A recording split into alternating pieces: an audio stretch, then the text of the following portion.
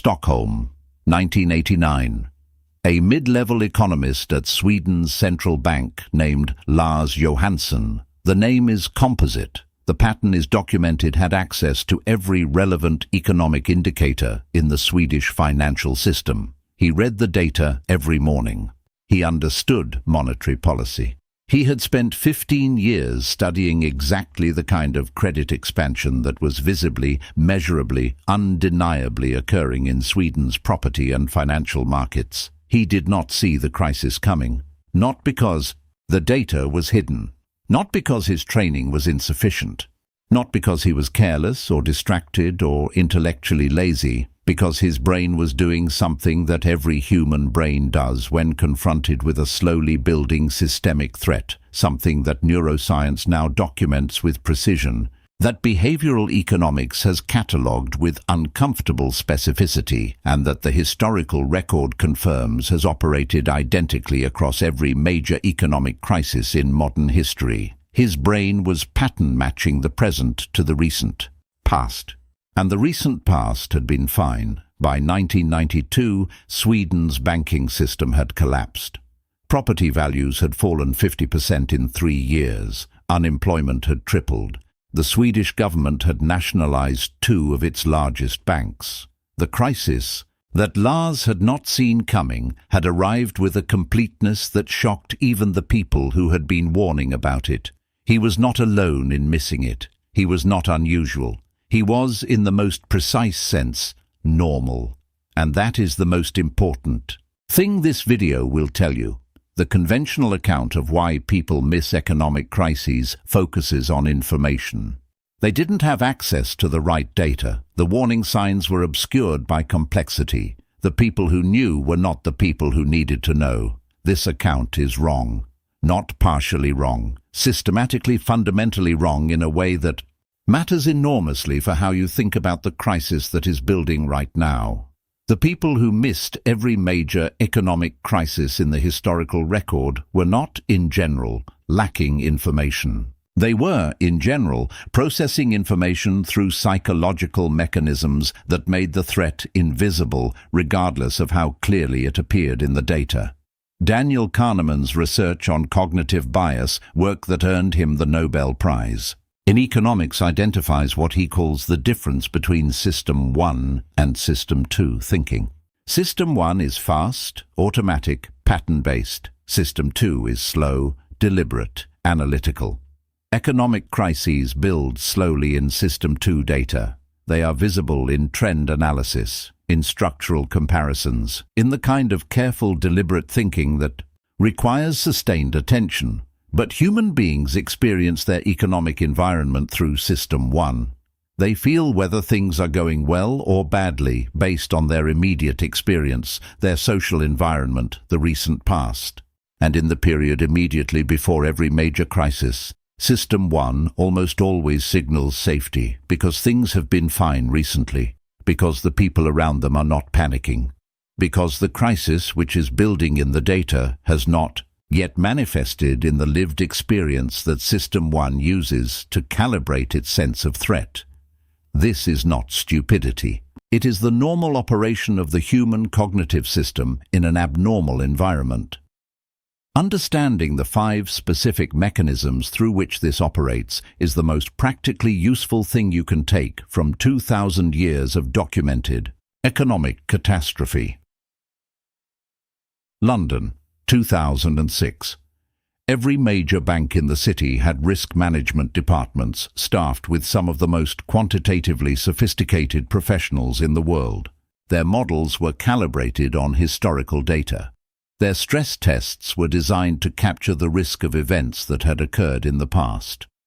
The problem was precise and has been documented with forensic clarity by the Bank of England's post-crisis analysis. The historical data their models used was almost entirely drawn from the previous decade. A decade of relative financial stability, rising asset prices, and declining default rates. Their models were, in the most technical sense, correct descriptions of the world that had existed for the previous 10 years. They were catastrophically wrong descriptions of the world that was about to exist. This is recency bias in its most institutionally consequential form. Not the cognitive error of an individual investor, the systematic calibration of an entire industry's risk assessment infrastructure to a recent period of stability that was itself abnormal by longer historical standards. Robert Shiller's analysis of the housing bubble identifies this mechanism with particular precision. He documented how survey respondents' expectations for future house prices were almost entirely determined by the house price changes they had personally experienced in the previous few years. People who had seen prices rise for 5 years expected prices to continue rising, not because they had analyzed the fundamentals, because their recent experience told them that house prices rise. Taleb calls this the turkey problem. A turkey is fed every day for 1,000 days. Each day of feeding confirms the turkey's model that the farmer is friendly and the world is safe. On day 1001, the farmer arrives with a different intention.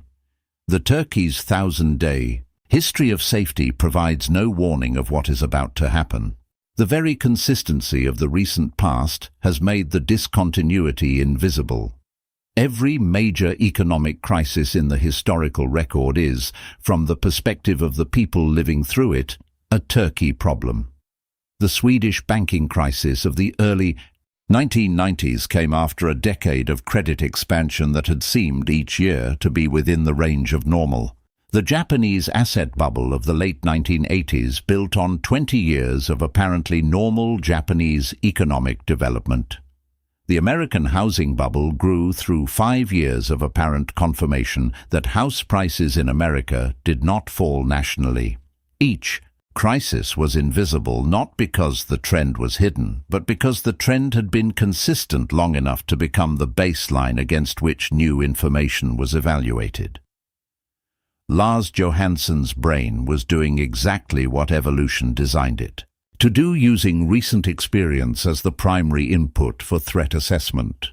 In an environment where threats are sudden and recent experience is a reliable guide to the immediate future, this is an excellent cognitive strategy.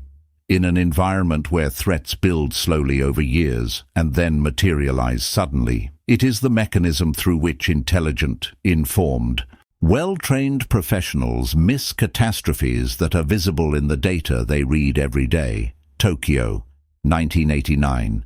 December. The Nikkei index had just closed above 38,000 for the first time. Japanese property values had reached levels that implied the land beneath the imperial palace was worth more than the entire state of California. Every serious economist who examined the numbers understood they represented a fundamental disconnection from any rational valuation of underlying assets. And yet, the consensus within Japan's financial establishment was that the numbers were sustainable, not because the economists were corrupt, not because they lacked the analytical capability to see the disconnection, because they were operating within a professional environment where the consensus was that things were fine, and the psychological cost of publicly disagreeing with that consensus was higher than the psychological cost of privately believing it was wrong. Solomon Asch's conformity experiments in the 1950s demonstrated something that has since been confirmed across hundreds of replications in different cultures and contexts. When a group of people unanimously assert that something is true, the individual member of the group will conform to that assertion even when it contradicts the evidence of their own senses. Not because they are cowardly, because the human brain treats social consensus as information. If everyone around you believes something, that is genuinely Bayesian evidence that it might be true, because in most environments, if something were wrong, someone would have already pointed it out. In a financial bubble, this mechanism becomes catastrophic. The professional consensus that asset prices are sustainable is itself evidence to each individual professional that asset prices are sustainable. The consensus is self-reinforcing. Each individual's private doubt is suppressed by the observation that their equally intelligent colleagues are not expressing doubt. The Bank for International Settlements post-crisis analysis of Japan's asset bubble identifies what it calls herding behavior, the tendency of financial professionals to conform to the consensus view of their peers, not despite their analytical sophistication, but partly because of it. Sophisticated analysts are more aware of how their judgments will be evaluated by peers, more sensitive to the professional consequences of outlier positions, more skilled at constructing rationalizations for the consensus view that satisfy their own critical faculties. Charles Kindleberger's Manias, Panics and Crashes documents this pattern across every major financial bubble in 3 centuries of Western capitalism. The bubble phase is invariably characterized by a professional consensus that validates the elevated prices, a consensus that is maintained not by corruption or incompetence, but by the social dynamics of professional environments where dissent is costly and conformity is rewarded. John Kenneth Galbraith identified the same mechanism in his account of the 1929 crash. He noted that in the years before the crash, the professional consensus was so complete and so self-reinforcing that the few analysts who publicly expressed concern found themselves dismissed as alarmists, and the dismissal was itself used as evidence of their analytical failure. The social cost of being publicly wrong about a bubble is paid immediately. The benefit of being publicly right is paid only after the crash, which might be years away. The rational professional response in such an environment is to conform.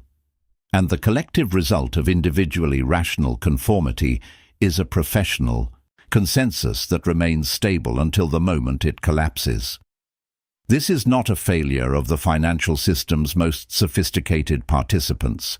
It is the predictable output of applying normal human social cognition to an environment where normal social cognition produces catastrophic collective blindness. Frankfurt, 2007. A senior analyst at a major German bank was reviewing the bank's exposure to American mortgage-backed securities. The exposure was significant. The securities were rated AAA. The mathematical models that had produced those ratings were highly sophisticated. He understood that the ratings were produced by models. He understood that models have assumptions. He did not fully understand the specific assumptions embedded in the specific models that had produced the specific ratings on the specific securities his bank held. Nobody at his institution did. This was not negligence. It was the predictable consequence of complexity that had exceeded the capacity of any single analyst to comprehend completely. This is the third mechanism through which crises become invisible, the deployment of complexity as not intentionally but functionally cognitive camouflage. When a system becomes sufficiently complex that its risks cannot be evaluated without the kind of sustained specialized analysis that no individual or institution has the resources to apply to every relevant exposure, the complexity itself becomes a barrier to threat recognition. George Akerlof's work on information asymmetry, another Nobel Prize-winning contribution to behavioral economics, identifies the market for lemons problem. When buyers cannot assess the quality of what they are purchasing, the market systematically favors sellers who can obscure quality and penalizes sellers who cannot. Applied to financial instruments, this means that complexity creates an environment where the relationship between apparent value and actual risk is systematically distorted in ways that favor the producers of complexity and disadvantage the consumers of it. Hyman Minsky's financial instability hypothesis identifies this dynamic at the systemic level. He argues that stability itself generates the conditions for the next instability, that periods of apparent safety encourage increasingly aggressive risk-taking, which produces increasingly complex financial structures, which make risk increasingly difficult to assess, which makes the stability look more durable than it actually is. The 2008 crisis is the most thoroughly documented case of complexity as cognitive camouflage in financial history, but the mechanism predates the modern financial system by centuries. The financial crisis of 1720, the South Sea bubble in Britain and the Mississippi Company collapse in France involved financial instruments of sufficient complexity that most investors, including sophisticated ones, were unable to assess what they actually owned. The complexity was not entirely intentional deception. It was the product of financial innovation that had outrun the evaluative capacity of the market that had adopted it. The pattern is consistent. When financial innovation produces instruments whose risks cannot be assessed without capabilities that most market participants do not possess, the market systematically underprices risk. The underpricing encourages adoption. The adoption concentrates the unassessed risk within the financial system. When the risk materializes, it materializes throughout a system that had no reliable measure of how much it held. The crisis looked sudden. The accumulation of invisible risk had been building for years. New Orleans, August 2005. The National Hurricane Center had issued its most severe possible warning, Category 5, direct hit forecast, mandatory evacuation recommended. The levee system's vulnerability to a major storm had been publicly documented for years. The specific scenario that was about to unfold had been wargamed by emergency planners who had produced detailed predictions of exactly what would happen.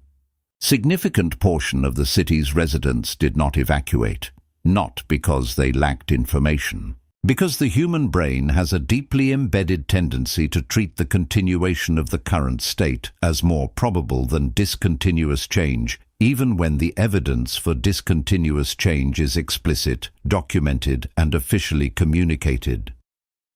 This is normalcy bias. And while Hurricane Katrina was not an economic crisis, the psychological mechanism it illustrates operates identically in economic environments, with the specific feature that economic crises, unlike hurricanes, do not come with official warnings. Daniel Kahneman and Amos Tversky's prospect theory identifies a specific form of this bias. Human beings consistently underweight the probability of events that have not occurred in their personal experience, regardless of how well documented those events are in historical or statistical records.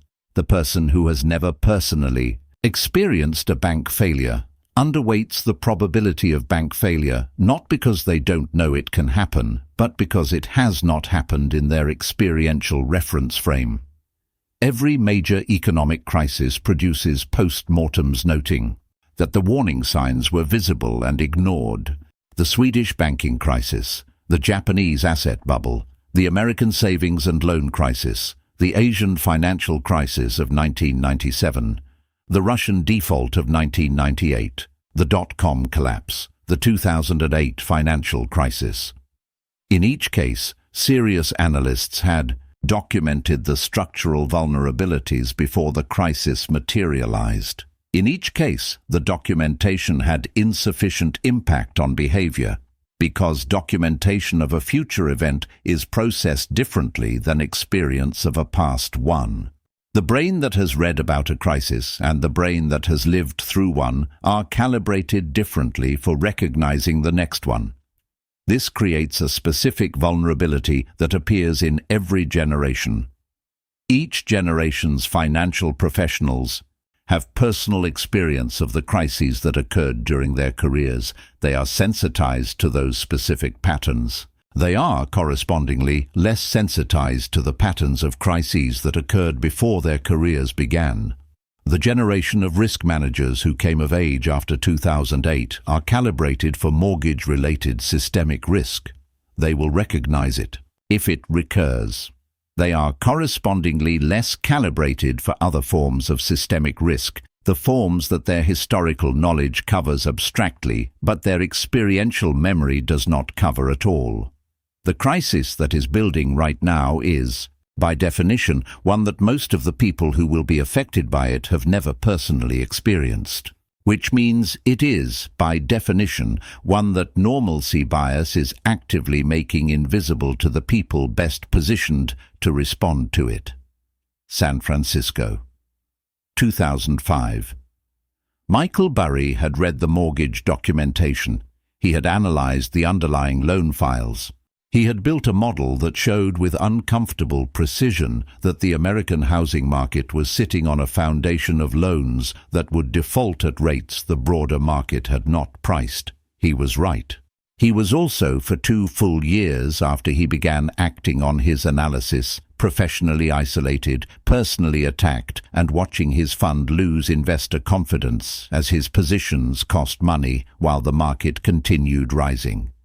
His investors tried to withdraw their capital. His board questioned his judgment. His professional peers dismissed him as a crank. The social and professional cost of being right about a crisis before the crisis arrives is enormous. The financial cost of being wrong about a crisis that doesn't arrive is also enormous. This asymmetry is the 5th mechanism through which crises become invisible, and it is the most insidious because it operates not on the people who miss the crisis, but on the people who see it. The person who correctly identifies a coming crisis faces a specific and brutal calculus. If they act on their analysis, publicly warning clients, repositioning portfolios, taking contrarian positions, they face immediate, concrete professional consequences: career risk, client attrition, reputational damage among peers who remain committed to the consensus view. These costs are paid immediately and certainly. The benefit of being right is paid only after the crisis arrives, which might be 2 years away, or 5, or never if the structural vulnerabilities they identified are resolved before they materialize. Robert Shiller warned publicly about the irrationality of the housing market in 2003. He was ignored, dismissed, and criticized for his pessimism. He was right. He was right for 5 years before he was obviously right. During those 5 years, the people who had dismissed him continued to build exposure to the exact vulnerabilities he had identified, not because they were irrational, but because the cost of acting on Shiller's warning in a market that continued to rise for 5 years after the warning was real and immediate. Nouriel Roubini earned the nickname Dr. Doom for his persistent warnings about systemic financial risk in the years before 2008. The nickname was not a compliment. The professional consensus used it to signal that his analysis was outside the acceptable range of reasonable opinion. Being associated with Dr. Doom's analysis carried professional costs.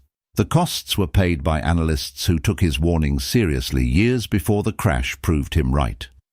George Akerlof and Robert Shiller's joint work on animal spirits, the non-rational elements of economic decision-making, identifies what they call the confidence multiplier. Professional confidence in an economic system is itself a productive input. It enables investment, enables risk-taking, enables the economic activity that generates growth. Any analysis that undermines this confidence has real economic costs that can be observed and measured. The costs of the crisis that the analysis is warning about are hypothetical, future, and uncertain. In this environment, the rational professional behavior, the behavior that maximizes individual career outcomes and minimizes immediate costs, is to suppress the warning. Not to lie, not to act in bad faith, to do the entirely reasonable thing of giving more weight to the certain immediate costs of warning than to the uncertain future costs of not warning.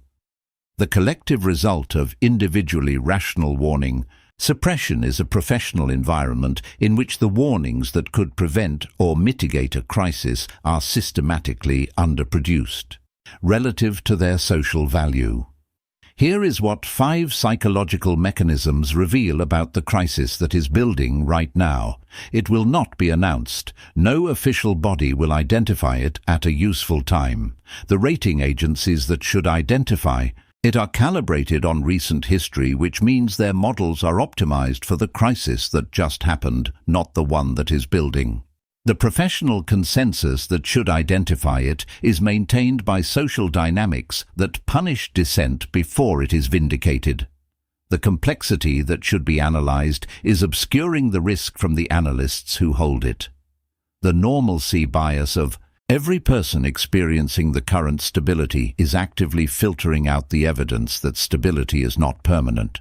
And the people who have seen through these mechanisms and identified the building risk are paying immediate professional costs for the privilege of being right too early. The crisis that will not look obvious until it is too late is not a failure of information. It is a failure of the psychological machinery through which information is processed. This has been true of every major crisis in the historical record. The Roman senators who watched the denarius being debased were not ignorant of what was happening. They were subject to the same 5 mechanisms. Their recent experience told them the empire had always recovered. Their professional environment punished pessimism about Rome's permanence. The complexity of the imperial financial system made the true rate of monetary decay difficult to quantify. Their normalcy bias filtered out evidence of discontinuity, and the senators who warned publicly about monetary collapse paid the political costs of pessimism years before their warnings were vindicated. The 1929 crash, the Japanese bubble, the Swedish banking crisis, the 2008 financial meltdown.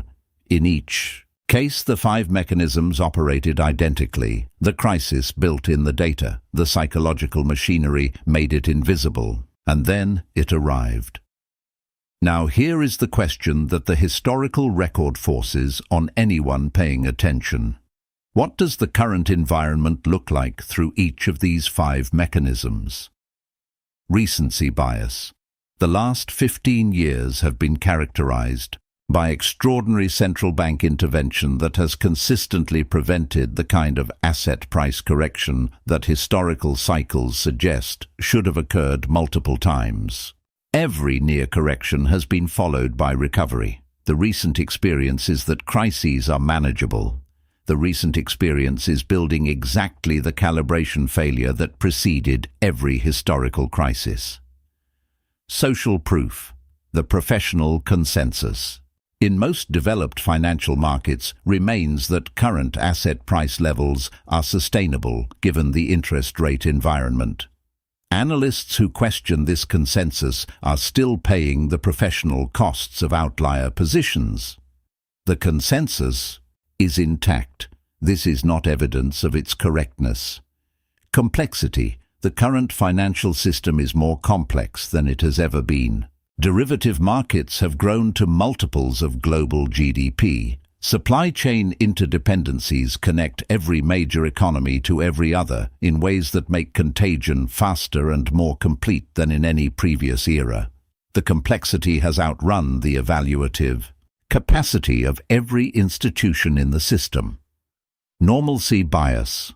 The last generation of financial professionals came of age after 2008.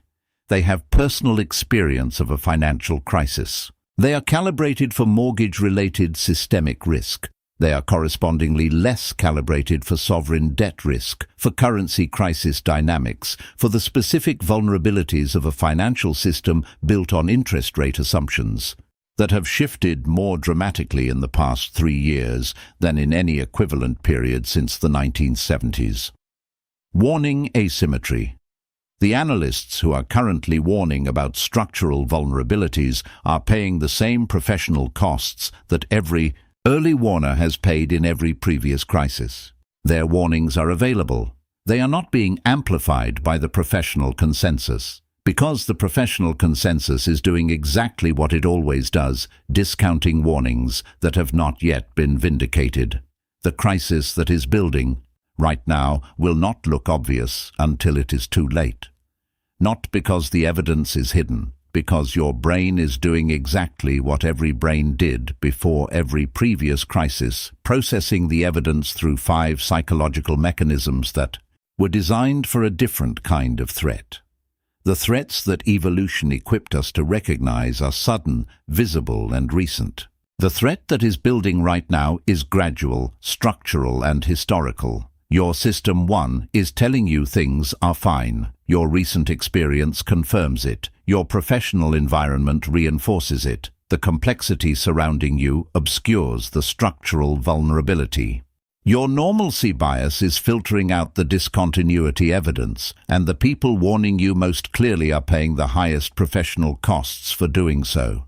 This is not a prediction of a specific crisis at a specific time. It is a description of the psychological environment in which every crisis in the historical record became invisible to the people most affected by it until it was too late to be invisible any longer. History does not tell us when. It tells us how, and the how is running right now in every financial system, in every professional environment, in every human brain, processing the current economic environment through machinery that was never designed to see this kind of threat. Subscribe. This channel performs economic autopsies on the crises that weren't supposed to happen. Every one of them was supposed to happen. The 5 mechanisms are why nobody saw them coming, until they did.